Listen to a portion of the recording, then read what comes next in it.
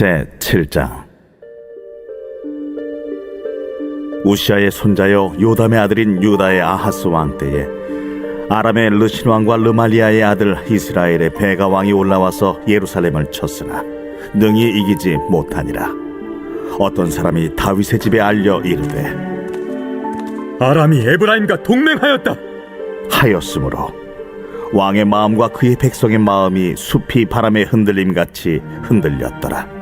그때에 여호와께서 이사야에게 이르시되 너와 내 아들 스왈랴숲은 윗못 수도 끝 세탁자의 밭 큰 길에 나가서 아하스를 만나 그에게 이르기를 너는 상가며 조용하라. 르신과 아람과 르말리아의 아들이 심히 노할지라도 이들은 연기나는 두 부직갱이 그루터기에 불과하니 두려워하지 말며 낙심하지 말라.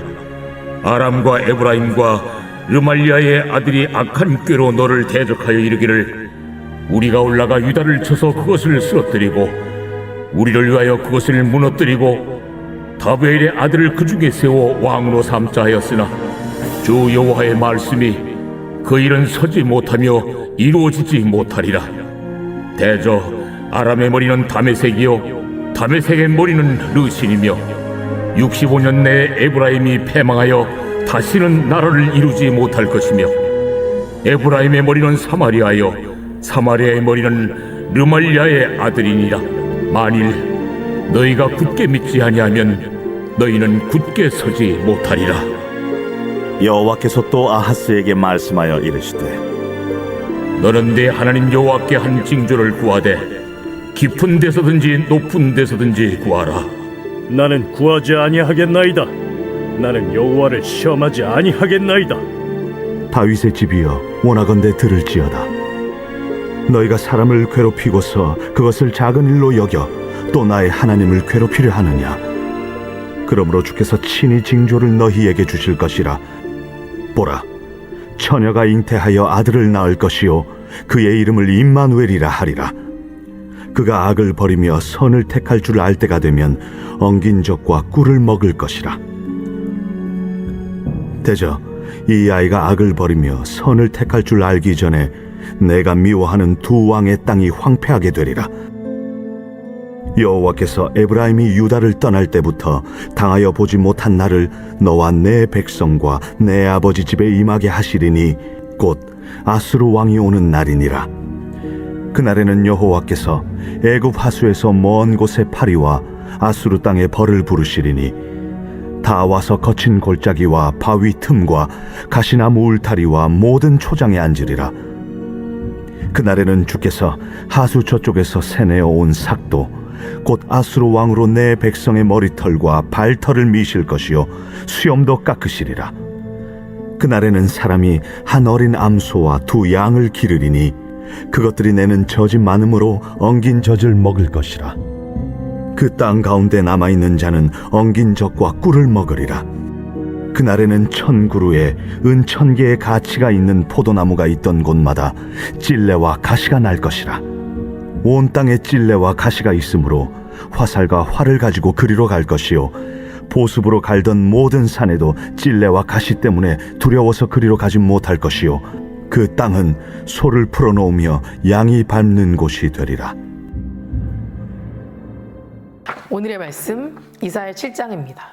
이사야 7장과 8장 말씀을 보게 되면 북이스라엘과 아람 연합군의 침공 앞에서 여호와 하나님을 신뢰하지 못하고 아수르를 의지한 유다에 대한 심판 경고를 기록하고 있는 걸 볼 수 있습니다. 2절 말씀을 보게 되면 어떤 사람이 다윗의 집에 알려 이르되 아람이 에브라임과 동맹하였다 하였으므로 왕의 마음과 그의 백성의 마음이 숲의 바람에 흔들림같이 흔들렸더라 라고 하였습니다. 여기서 다윗의 집은 다윗 왕위를 계승한 아하스를 가리킵니다. 그리고 왕의 마음과 그의 백성의 마음이 숲의 바람같이 흔들렸다라는 것은 아람과 북이스라엘의 동맹 소식을 들은 아하스 왕과 또 유다 백성들이 심히 두려워하여 요동하였다라는 것입니다. 북이스라엘은 유다에 비해서 그리 강하다고 할 수는 없습니다. 하지만 아람은 유다보다 강한 나라였습니다. 여지껏 북이스라엘과 아람은 서로 원수지간이었기에 유다는 군사적으로 크게 염려할 것이 없었습니다. 그러나 두 나라가 전격적으로 동맹을 맺는 것입니다. 서로 원수 관계였던 이들이 이렇게 동맹을 맺는 이유는 북쪽으로부터 점점 커져오는 아수르를 견제하기 위함이었습니다. 하지만 아수르를 견제하기 위해 맺은 이 동맹은 그것으로 그치지만은 않았습니다. 그들은 유다에게 그들의 동맹을 함께할 것을 제안하였지만 유다가 이를 거절하자 유다까지 치기로 한 것입니다. 이것이 유다에게는 아주 큰 두려움을 주는 일이었습니다. 왜냐하면 당시 유다의 힘으로는 북이스라엘과 아람 동맹군을 막아낼 수가 없었기 때문입니다. 그렇기 때문에 아하스 왕과 유다 백성들은 심각한 위기의식을 느끼고 마치 숲이 바람에 흔들리는 것처럼 동요되었던 겁니다. 사실 이거는 인간적으로 볼 때 충분히 이해갈 수 있는 일입니다. 하지만 신앙적인 측면으로 본다면 그들의 믿음 없는 모습이 그대로 드러났다는 것입니다. 만일 그들에게 하나님을 전격적으로 신뢰하는 믿음만 있었다면 북이스라엘과 아람 침공 앞에서 두려워하지 않았을 겁니다. 사실 그들의 믿음은 시련이 닥치기 전까지 겉으로 나타나지 않았습니다. 그러나 북이스라엘과 아람 동맹군이 침공하면서 그들의 진짜 믿음이 여지없이 드러나고 말았던 겁니다. 그들의 마음속 깊은 곳에 얼마나 커다란 불신과 거짓이 자리하고 있었는지 명백하게 드러났던 겁니다. 성도 여러분, 이처럼 시련의 바람이 불기 전까지는 누가 참 신앙인이고 누가 거짓 신앙인인지 구분이 잘 되지 않습니다. 그러나 시련의 바람이 불면 마치 키질의 알곡과 쭉정이가 구별되듯이 신앙인과 거짓 신앙인이 구별된다는 것입니다. 그러므로 우리들은 시련 앞에서 자신의 신앙을 돌아보게 되는 지혜가 필요합니다. 혹여 시련이 닥쳐왔을 때 여전히 두려운 마음만 가득하고 불평과 불망 속에 살아가고 있다면 하나님을 전격적으로 신뢰하고 또 온전히 의지하는 믿음을 회복시켜달라고 간절히 기도해야 합니다. 그리고 시련 앞에서 담대하고 또 감사하며 하나님의 도우심으로 인하여 평안할 수 있는 마음을 간직한 그런 견고한 바위와 같은 자로 서야 할 것입니다.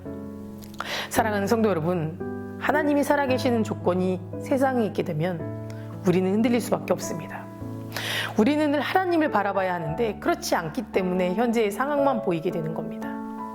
하나님이 내가 이해할 수 없는 일을 하신다면 왜 그렇게 하시는지 하나님의 편에서 생각해 봐야 합니다. 나의 죄로 인함인지 하나님이 다른 계획을 가지고 계신 건지 하나님의 행하심을 더 깊이 알아야 하나님을 더 보게 되는 것입니다. 만약 여러분 가운데 하나님이 하시는 일에 대하여 이해가 되지 않고 탄식의 소리, 의심의 소리가 계속해서 이어지고 있다면 먼저 우리의 시선을 바꿔달라고 기도하셔야 합니다. 우리가 바꾸지 않으면 어떠한 역사도 일어나지 않습니다. 왜냐하면 언제나 하나님은 옳고 언제나 우리가 틀렸기 때문입니다. 우리의 믿음은 우리가 어느 쪽을 바라보느냐에 따라서 확연히 달라집니다. 우리의 믿음 상태가 좋을 때는 어려운 일이 찾아왔을 때 이유가 있으시겠지라고 생각하지만 믿음의 상태가 좋지 않을 땐 왜 이러시지? 라고 생각하기 때문입니다. 그 생각은 꼬리에 꼬리를 물고 결국 우리를 시험에 빠지게 만들어버립니다. 하나님을 예배할 때는 하나님이 계시고 역사하는 것 같다가도 나의 상황과 형편이 하나도 변하지 않게 되면 우리는 하나님이 무심하시고 또 침묵한다고 생각하게 됩니다. 성도 여러분, 정말 하나님이 침묵하시는 걸까요? 여호수아와 이스라엘 백성들이 여리고성을 정복할 때에는 하나님은 엿새 동안은 아무것도 하지 말고 성주위를 돌라고 말씀하셨습니다. 이스라엘 백성들은 하나님 말씀에 따라서 엿새 동안 침묵하며 기다렸습니다. 하나님은 온전히 하나님을 바라보고 또 신뢰하는 그때까지 그들을 멈추게 하신 겁니다. 우리의 시선으로는 요단강을 건너는 것이 먼저라고 생각하고 여리고성을 정복하는 것이 우선이라고 생각하지만 하나님은 우리가 하나님을 전적으로 의지하게 될 때까지 침묵하고 기도하는 것이 더 중요하다고 여기시는 겁니다. 우리가 인생을 살아가다 보면 다 이해할 수 없는 일, 우리가 왜 이런 일을 겪는지 모를 때가 참 많습니다. 그럴 때 우리는 침묵하고 하나님을 바라봐야 합니다. 하나님이 안 계신다고 함부로 말하지 말고 그 상황을 통해서 하나님이 일하실 것을 기대하시기 바랍니다. 비록 다 알지 못하고 다 이해할 수 없어도 매 순간 하나님을 바라보고 하나님의 뜻을 구하시기 바랍니다. 우리의 것, 우리의 시선에만 머물러 있다면 우리는 좌절할 수밖에 없습니다. 하나님이 안 계시기 때문이 아니라 우리가 하나님을 바라보지 않기 때문에 좌절하게 된다는 것을 명심하시고 하나님을 바라보고 기대하고 그분의 말씀에 경청하면서 한 걸음 한 걸음 믿음의 길을 걸어가 보시기를 간절히 소망합니다. 다 같이 기도하시겠습니다. 오늘은 목요일입니다. 목요일의 공동기도 제목은 다음 세대와 가정을 위해서 기도하도록 하겠습니다. 먼저 우리 다음 세대 아이들이 예배 자리를 떠나지 않게 기도해 주시고 가정 예배가 회복되고 세워질 수 있도록 기도해 주시기 바랍니다. 그리고 올해 수험생을 위해서 함께 기도하도록 하겠습니다. 우리 수험생의 이름은 다음과 같습니다. 김유지, 박김소망, 이은채, 임채은, 오윤준, 정선우, 최영진, 임병인, 최복겸, 도혜진입니다. 먼저 다음 세대와 수험생을 위해 기도해 주시고 각자 개인의 기도 제목을 위해 기도해 주시기 바랍니다. 사랑과 은혜가 충만하신 하나님, 오늘 하루도 나의 모든 것 주님께 맡기며 나아갑니다. 하나님, 백성인 우리가 이 세상의 중심으로 살아갈 수 있도록 인도하여 주시옵소서. 하나님이 주신 약속을 붙잡고 세상 풍파에 흔들리지 않도록 붙잡아 주시고 영원한 하나님 나라를 바라보고 굳건한 믿음을 가지고 세상에서 승리할 수 있도록 인도하여 주시옵소서. 특별히 우리 다음 세대 아이들과 그 가정을 위해 기도합니다. 불안하고 메마른 땅을 살아가고 있는 우리 아이들에게 주님 축복을 더하여 주시옵소서. 경쟁 구도 속에서 하루하루를 허덕이며 살아가고 있는 우리 아이들이 참 소망을 가지고 하나님 앞에 나아갈 수 있도록 도와주시고 이 땅이 하루속히 회복될 수 있도록 이 나라를 바로 세워 주시옵소서. 어떻게 살아가야 할지 방황하고 있는 우리 아이들에게 주님 말씀으로 길을 가르쳐 주시고 강한 오른발로 붙잡아 주시옵소서. 각 가정마다 아이들과 함께 예배하고 기도하는 믿음의 가정을 세워주시고 그 속에서 주님의 사랑이 회복될 수 있도록 인도하여 주시옵소서. 담임 목사님 말씀의 능력을 더하여 주실 줄 믿습니다. 선포되시는 말씀마다 정말 죽은 영혼이 살아나고 병든 자들이 나음을 받을 수 있는 역사가 일어날 수 있도록 도와주시옵소서. 하나님의 비전을 성취할 수 있도록 돕는 자들을 세워 주시옵소서. 병중에 계신 모든 성도님들 예수님 보혈로 깨끗이 나음받게 하실 줄 믿습니다. 우리 수험생들 지켜주실 줄 믿습니다. 시험이 끝나는 그 시간까지도 주님께서 그들의 건강과 지혜를 지켜주시고 끝까지 참 소망을 놓지 않도록 이끌어 주시옵소서. 모든 말씀 예수 그리스도의 이름으로 기도드립니다. 아멘.